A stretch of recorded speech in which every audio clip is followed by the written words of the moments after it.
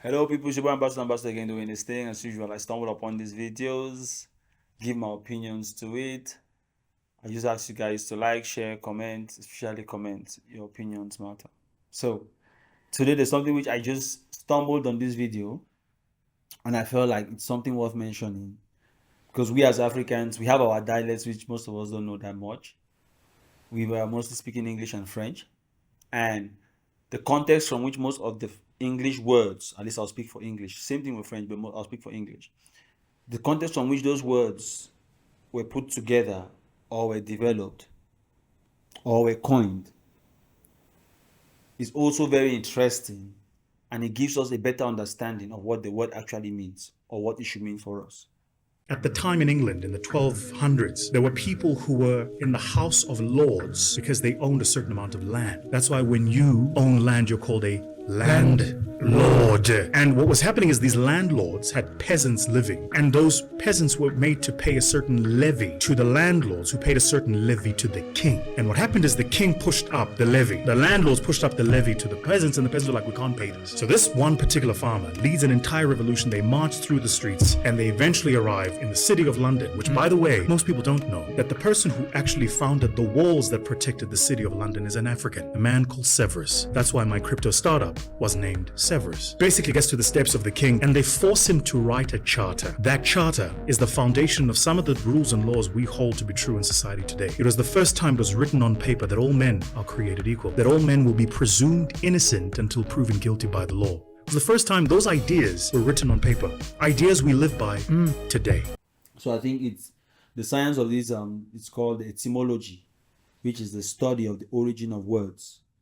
So that words like maybe politics, which means discussing the affairs of the state, or I think poly means yeah. So politics is usually like discussing the affairs of the state. Educare, which is mostly like bringing out from somebody, so pulling out the knowledge in the person. So all of these words, which, or like when Fuss was explaining the meaning of the word landlord, which he said in the in the British system, there were lords, like they have the lords, House of Lords, and these lords had land which they were controlling, and then the peasants were working on that land. So hence the word landlord, because it was a lord who owned the land. So you understand the context of that landlord. Now we just know that a landlord is someone who owns a house. But also it was also a social, should I call it social status for those who own the land, because the landlords were answerable to the king, and then the peasants were answerable to the landlords. So when the king imposed maybe taxes on the landlords imposed taxes on the peasants. And lots of the laws we have today, we broke it down to the founding of the Magna Carta, which was when the peasants kind of revolted and then marched to the king's palace, and then the king was forced to put together the Magna Carta, which is the foundation of most of our laws today, at least the English law. But I think most of the laws in the world today are feeding off from the Magna Carta. So it was very important for me when I looked at that issue of the word landlord, what it meant, what it symbolizes for social stratification, and then also that also evolves into the social contract, because every society is functioning on the grounds that we all have our interests which we put together, and we hand the social responsibility slash authority to specific individuals at different levels of the society to be able to guarantee that, with the hope that everybody finds their interest in the social contract. But as soon as the social contract does not meet my interest, that's when people start revolting, uprising, strike in Kenya, strike in Nigeria. That's when we have a very dysfunctional social contract. That being said, words that came up in the Magna Carta, like all men are created equal, I always have an issue with that word, because I'm like, really? The same people who were enforcing all men are created equal had slaves. Or maybe they not consider their slaves as men. If you go on the premise that you say all men are equal and my slave is a man, then I'm equal to my slave. But the way they treated those slaves, it did not look like that law applied to them. When you say all men are created equal. Also, we had things like all men are presumed innocent till found guilty.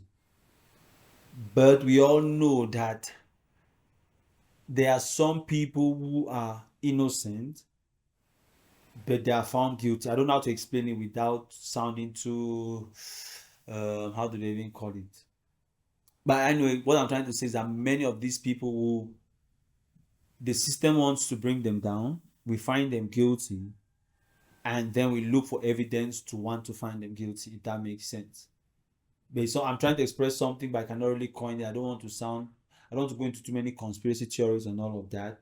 But I feel like the same people who put together some of those laws have acted against some of those laws, and I feel like they just put together those laws to please those peasants who were striking at the time.